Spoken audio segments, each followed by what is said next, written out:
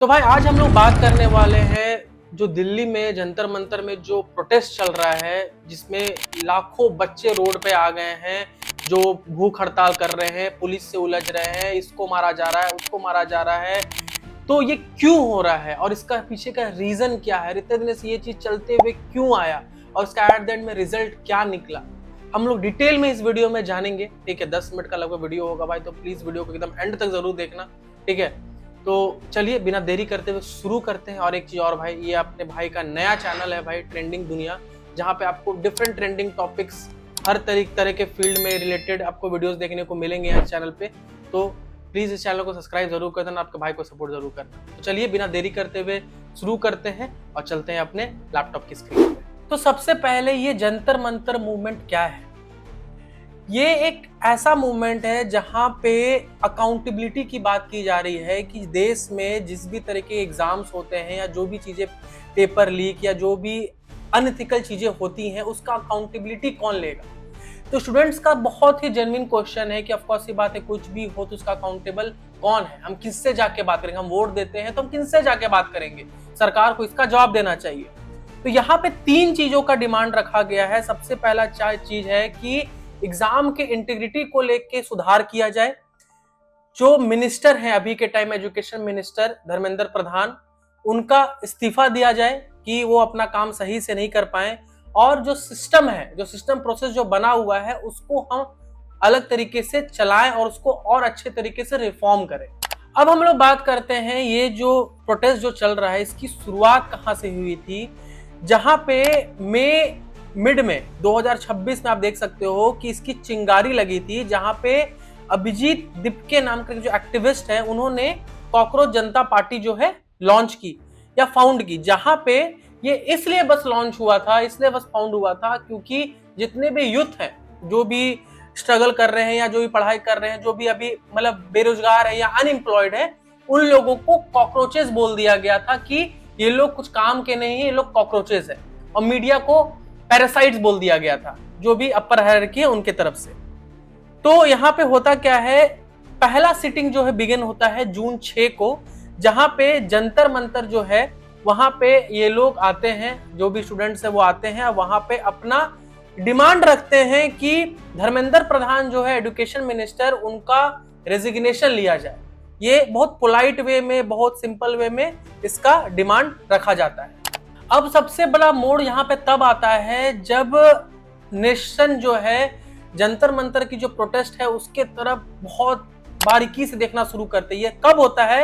ये तब होता है जब 28 जून को सोनम वांगचुक जो एक्टिविस्ट है, रिनोन्ड और एजुकेटर हैं, वो भी इस प्रोटेस्ट में हिस्सा लेने आ जाते हैं।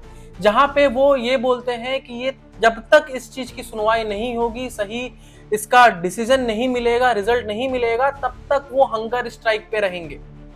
उसके बाद क्या होता है कि 11 जुलाई से 15 जुलाई तक में जो सोनम वांगचुक है, उनकी जो हेल्थ होती है बहुत ही ज्यादा धीरे धीरे गिरने लगती है, क्योंकि वो जिस हंगर स्ट्राइक पे तो उस चीज को इफेक्ट कर रहा था उनको कहीं ना कहीं।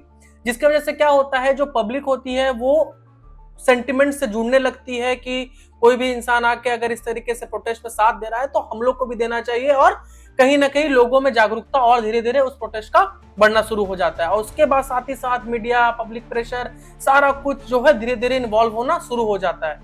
अब आता है 18 जुलाई, जहां पे एक फोर्स इंटरवेंशन, बहुत जबरदस्ती की चीजें की जाती हैं, जहां पे दिल्ली पुलिस को ये बोला जाता है कि जो सोनम वांगचुक है, जिनकी हेल्थ जो है डिग्रेड हो रही है, जिसकी वजह से लोग बहुत ज्यादा एग्रेसिव हो रहे हैं, तो उनको वहां से हटाओ सबसे पहले। तो उनको फोर्सफुली वहां से हटाकर सफदरजंग हॉस्पिटल में एडमिट किया जाता है, जहां पे ये सोचा जाता है कि उनको हटा दिया जाएगा फोर्सफुली तो ये प्रोटेस्ट जो है वो शांत हो जाएगा। लेकिन वो शांत नहीं होता है।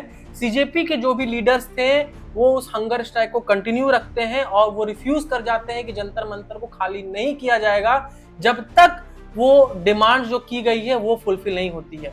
और जो ये फोर्सफुली हॉस्पिटलाइजेशन जो किया जाता है, उसकी वजह से जो पीसफुल का जो तरीके से प्रोटेस्ट जो किया जा रहा था, वो एक तरीके से डिग्रेड होना वहां से चालू हो जाता है। अब आता है 20 जुलाई, जहां पे संसद चलो मार्च चलाया जाता है, जहां पे चीजें बिगड़ना शुरू हो जाती है, जहां पे 16 जो मेट्रो स्टेशन थे वो बंद कर दिए जाते हैं ड्यू टू प्रिकॉशन, जो भी सेफ्टी सिक्योरिटी रीजन है उसके वजह से।